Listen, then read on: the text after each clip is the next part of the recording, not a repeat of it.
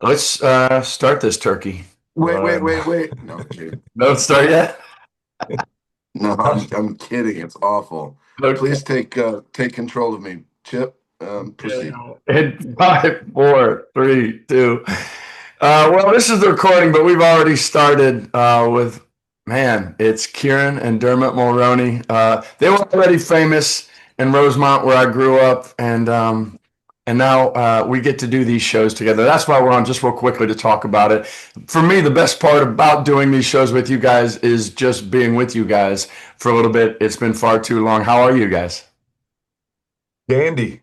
Amazing. Yeah. Yeah, incredible. Just us coming, following your footsteps into the country music world is a thrill.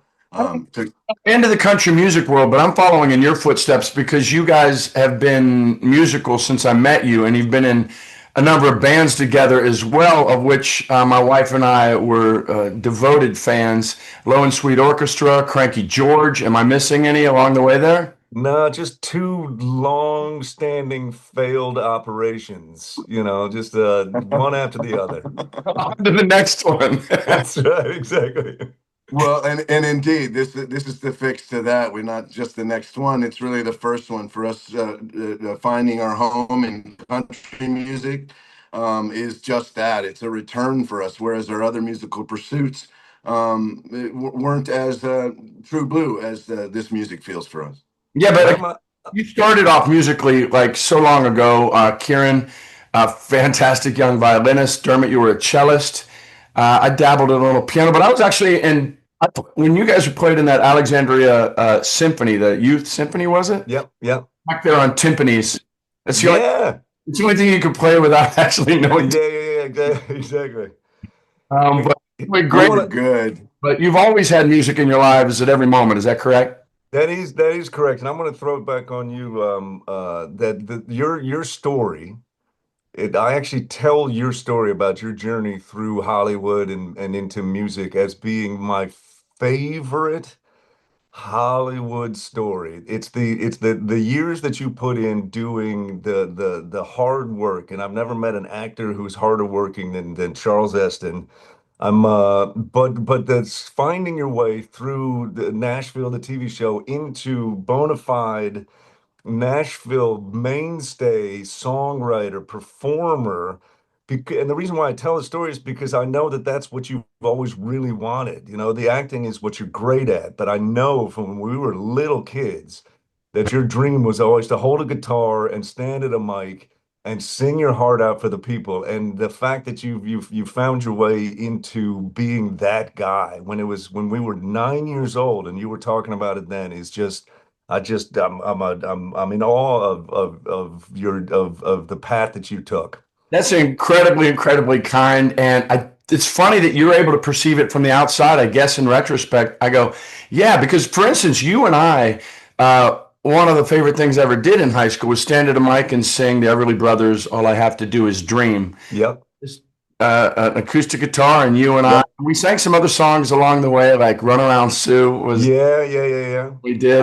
I think if I may misremember this, but I believe we won the talent show doing Everly Brothers. I like to think of it as a big win. Maybe it wasn't, but I, I think we won. I will not argue with you. I don't have any sort of trophy or medal that I could, Yeah, exactly. but who could deny that that was the But truth? what it did, it got you into a good college. It was the one that tipped you over. They were like, yeah, he's a pretty good student, but he won I the think senior. both of my parents went to that college. Just PC Williams. by the way, the whole thing about this, one of the other crazy things that full circle of this is that your brother, Kieran, you know this, right? Dermot passed on Nashville. I had been auditioning for a long time, and finally my agent called up and said, Chip, I'm sorry they made an offer. And I went, oh, wow. I said, well, who'd they offer it to? And he had no idea that when he said your name, Dermot, he was saying one of my oldest friends in the world and the first person from our town to ever go to Hollywood and make a run of it. And thereby the person alongside yourself, Kieran, that made me think that's a possible thing. That's a thing Yeah, somebody can do, which yeah. for you, tremendous praise for. I would never have thought you can do that. So you did that. Now, all those years later, You, for all your bad reasons, right at that time and where you were, it wasn't the right time for you on that. And they called me back about a week later and said, Dermot passed, and they want to see you again. And so I got that. And Passed the baton, really, if you want to put it that way. Yeah. but you had no idea. But it's my honor that you'd even tell this story. Yeah, we could have kept that as something we just known for ourselves as friends. So really, it's touching that you bring that up. I don't ever tell anybody because it's none of their freaking business. Stories about things that I passed on that someone else. I get that, And but I think there's no version of this story that doesn't end with you being the right person for that character Deacon on that show when it was rising and when you were rising. Perfect timing, perfect casting. So I'll never argue with that. thank you. And as Kieran said, just to circle back, you're an inspiration.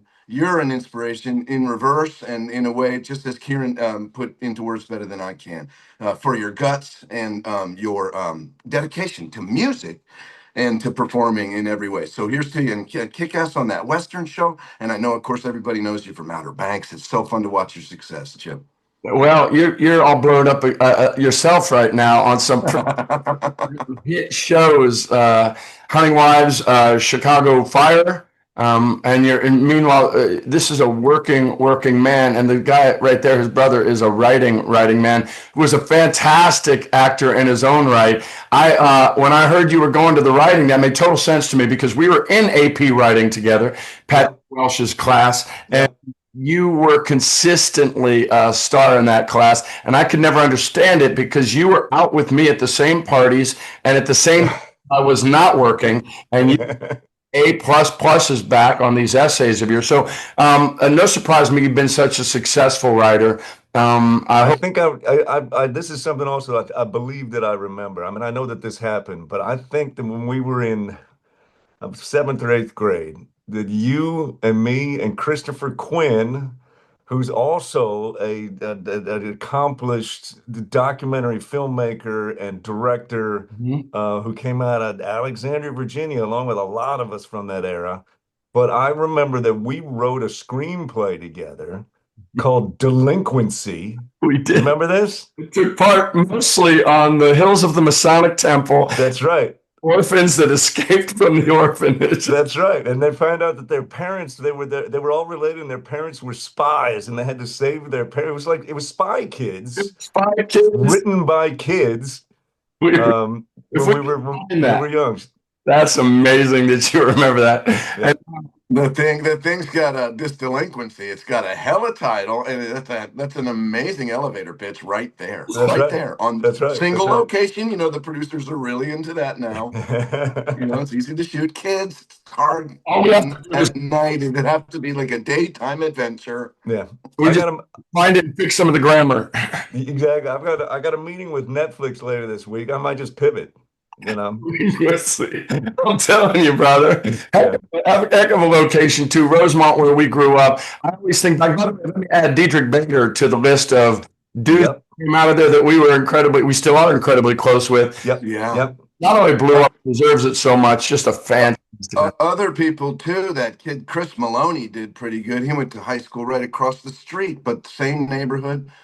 Sandra Bullock is just down the block in that same era. So yeah, amazing little talent pool that we can trace back, but nobody else really sees. But emphasis on Dietrich Bader and what an incredible career that he's had as an actor and comedian. But it shows even further how all four of us really found individual, like distinct ways into being professional performers. So from the same zip code, from the same block of 8 streets. It's incredible. People might think that, you get one, you get them all because you jump on the back of the other. What they don't know is it doesn't even remotely work that way, except when and actors can't get actors' parts. No. They've never been able to. I still get disappointed 40 years later because I know, hey, I got this kid that's really good. They'll dismiss the idea because they want ownership. We all get propriety in Hollywood and all that, but they're not going to take the advice of an actor on who to cast unless they're forced to. So you're right. It doesn't work that way. When you guys lived together and I had first gotten to Los Angeles, first of all, somehow I immediately knew that there was no such thing as an in or a contact or a, so I was pretty scrupulous about not asking you about your agents or how to do this or how to do that. I knew very well that I needed these great friends more than I needed some way into the business. Yeah, yeah, yeah. I do recall seeing the scripts laying around the house being like, oh, Oh, look at that with a William Morris cover on it. You remember that? Yeah. that was No, it. that was It really was the inspiration, but your friendship is what was needed at that Well, time. this is a thing I'll say too, because we I do a lot of mentoring for sort of next generation of writers coming up through the system, and when people ask how do you get in, the answer is exactly what you were just saying, Chip. It's the people that you know. They're not going to get you a job, but when you're in a community of people who are all headed in the same direction, it tends to be that train takes a lot of passengers, not just one. Yeah. So it is sort of finding yourself people that you get along with, have similar values, similar goals, and the group tends to be the thing that gets you moving. And also, yeah. the thing that lets you survive and keep going is this tribe that when you can celebrate a win for a friend as much as you celebrate a win for yourself, that's Yeah, a breath there, a fresh air along the way, too. yeah. Well, that's exactly the feeling I had at that time of the casting in Nashville. Couldn't have happened a better way. I felt so grateful that it was You know what that I'm it I you know what became what it became. I finally called him once it was on and doing well. I knew I had to finally call and I called him and he picked up and you know how you can hear somebody smiling on the line? Yeah, yeah, yeah, yeah. Yeah. Here's Yeah. what I'm getting. My top line from this conversation, my headline here is what great guys, what big-hearted guys, just three really great guys hanging out. It's a great vibe. That's us. The one other thing about Rosemont before we close on that is the thing that always sort of amuses me is how much we loved being there, how much each of us knew we had to leave. You Mm, couldn't do what we're doing there. I have this feeling that if we could have, we all would be. It was that kind of place, maybe, but you had to go. And so yeah, we're left with these fondest memories and the people that are back there, which brings me to you guys playing the Birchmere for the first time. yeah, yeah. Yeah. Going to the heart of Alexandria right there. It is so well known in the country world. When I came to Nashville, people would say, "Where are you from?" And I would say, "Alexandria, Virginia." And they'd all go, "Birchmere." Birchmere. Yeah, How's yeah. that feel? Wow. It's Well, it's it's an incredible feeling. I'll just jump in and only say that the entire first rodeo tour is what we're calling it. Get it? Got it. Started from aiming at getting that gig at the Birchmere. So the whole thing spread out, starting in Boston, come through Virginia, Annapolis, and Richmond.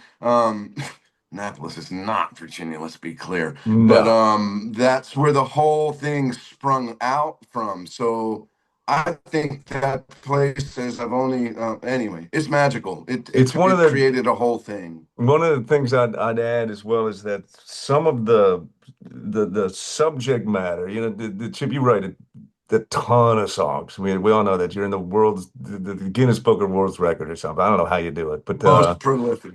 most prolific songwriter known to man. But I'm one of the quantity over quality. That's my. that's it exactly. But it's one of the thematics that I write on as a songwriter is memory and leaving home and going home and the power that where you come from has holds over the rest of your life. And I'm a guy I've only been back, this is a little admission, I've only been back to Alexandria, Virginia one time since I left. One time for the funeral of a dear friend's mom who I was so close to as a child, but which is insane. I'm ashamed of myself But for it's it. amazing But too. You never would have believed that back then. And I yeah, speak it all to your love for the place. I know that. yeah. But it's has such a hold on my heart, and it actually really does. I'm right about our childhood together in multiple songs, because it's really. Some of the, including both of you, but I have more dear close friends from growing up than I do from college or living the decades since. You know, it's all of us, the closest people in my life as friends are people that I've known since I was, in playing soccer at Jones Point, you know? Yeah, totally. I'm the same way. Those ones that Yeah, last same for me. a few days. Same here, and I think it's maybe a phenomenon of that area or that era as well. Just to add on to what Kieran Outside said about of the what a street. hold that place has on us. Yeah. That was a different era. Now, what's going to be wild for you? I've been able to play the Birchmere once or twice. Is you're on stage and you look out and you see a face that you haven't seen in forever, and they're the Yeah, dearest thing in the world to you. I yeah, hope all the time in the world as much as you can, just to hug some necks and get to see some people. And I hope this spurs you guys coming back, and this becomes a long relationship. yeah. Birchmere. And meanwhile, we did a little pat your back. Love that. You guys are gonna be starting off the night at the world famous Troubadour. You guys aimed at the Birchmere. I just took a solid shot. Said I want to play the Troubadour one time. Never. Yeah. And I'm thrilled, and to know that you guys are going to be there on the night it's huge for me. I think it's right down the street from you, Kieran. You're not too. It is. I could practically, well, I could walk there, but I live on a hill that I don't want to have to walk back up. But it's Well, we've had your guitar's small. It's only got those four strings, that's so right. it's not heavy. We had the honor of playing the Troubadour back in the day when we were on Interscope Records with the Lone Sweet Orchestra, and it it is filled with ghosts. It is just it's where it all started in this town. And it was an era of music that literally got invented at the Troubadour on Santa Monica Boulevard in West Hollywood, California. You're gonna love it. It's a beautiful room. It's tight and close. There's a balcony that hangs right over the stage almost. It's just a joy. It's just a joy. And we throw around the word legendary, but I would actually say Birchmere, Troubadour, these are two of the legendary venues in this country, and we get to play together in both of them in one within a week. Within a week. These Yeah, childhood friends. That's why I wanted to hop on and do this. I swear to God, I could have a podcast with you guy every week yeah, and never shut up about anything. yeah, I think that's the basics of it. Is that we're opening for each other yeah. on this during this big week, and then your tour will, of course, continue on to Maryland and further afield, Richmond, I think next. We get to come down to your now hometown. We're going to play Nashville, which is again, it's another talk about legends. Just sort of bringing our brand of country influenced music to your town that's a highlight. That's a big deal for us. Before we go, I want to ask you about that. Of all the bands you've been in, and I loved them so much, what was it that sent you down this path? And by the way, you remind me of when I first got to Nashville, I played a Bluebird round Yeah, yeah, with a lot of the songwriters there. And they, about a third of the way through, they said, wouldn't you know the guy from Los Angeles is the most country, has the most country songs of all? yeah. Country western vibe that you have, this flair, these harmonies, all of it. How did it? Did they just come to you and you said, "I need an outlet for these," or you built it and then they came? Which came first? I mean, the short version of the story is it was the pandemic, time on my hands. I write a lot of times. I write on a baritone ukulele because it's extremely portable, I do. and I play a four-string guitar, so the crossover is really good. But I sat on the steps in my front hallway, and I wrote a song that we're gonna play for you all called "Bastard Out of Carolina," and it came out like it was just sitting there, and all I had to do was pick it up. And Chip, I know you know that feeling where it's just, oh, there's that song, and there it is, and I've done Yeah. it. 20 minutes later, you're like, oh, that's done. Yeah. And it just felt like partly that chaotic time in the world that I wanted, and Dermot and I's first conversation about forming Jackrabbit was, let's make music that makes people smile. Let's make music that makes people happy. We've been in bands that were more complicated, multi-instrumentalist, five-part harmony, complex music. And we were like, every song we play is in a major key. That's one of my rules.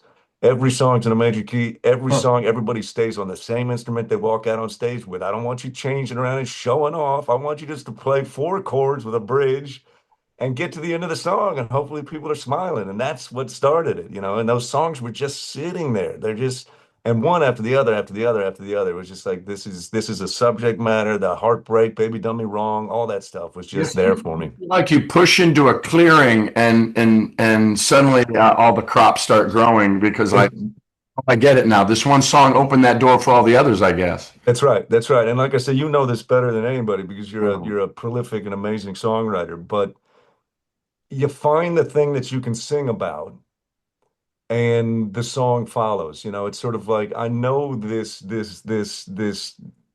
box that I'm writing in, you know. I know what's in here. I know the pieces. I know what all the stuff is, you know, because I grew up on country music. I know what we're doing here, you know. Are different than screenwriting for you because you've written so many great scripts and you've Yeah. written so many we don't even know about because Yeah. you're a hard guy. Because it's Hollywood, baby. I think often you're writing in a field that you don't really know that well. Is that Yeah. a lot different? Yeah, yeah. Although they're associated because it's and you know, sometimes I'll put down a script and I'll pick up the guitar and it's just writing begets writing. You know, it just sort of becomes a different version of the same thing. And I'm sure again you know that I Chip, was going to say that. because Yeah. you're a writer as well. But the you know, when you're in your imagination, when you're in your head and things are coming out, it's all encompassing. You know, there's times when things are really firing when you're just like, I can do all this. You Mhm. know, I Yeah. can do all of this. Yeah. I would say, oh, the one more thing about that baritone ukulele, whenever any parents come up and ask about their kids learning guitar, I Yeah. always point them to a baritone ukulele. That's not the metal strings that'll tear their Yep. fingers. Yep. It's smaller, it's portable, Yep. the chords are easier, and then you can go right to guitar from that as you have, right? That's right. No, I don't play the guitar. You I play, I play a tenor. I play a four string. it's a four-string guitar though, right? Yeah, yeah. Yeah. Yeah. No, I mean, it's a guitar, Yeah. but it's basically just a big plug-in That's ukulele, you so know? great though, because the truth. And the other thing I want to ask real quickly is you write these things and you're not many bands are authentically brothers. And to me, that not only the simpatico of your mind, you share a mind. You Yeah. merge your individuals, Yeah. share a youth, you share all these things from our hometown, but even deeper than the three of us would, the two of you do. And then not to mention the harmonies. There's something about DNA harmonies that, of course, the Yeah. Everly Brothers. Yeah. Do you feel that? Does it feel super comfortable like that? Yes. Yeah. Yeah, I bet. Very deeply. Really, it helped memories emerge of actually singing together.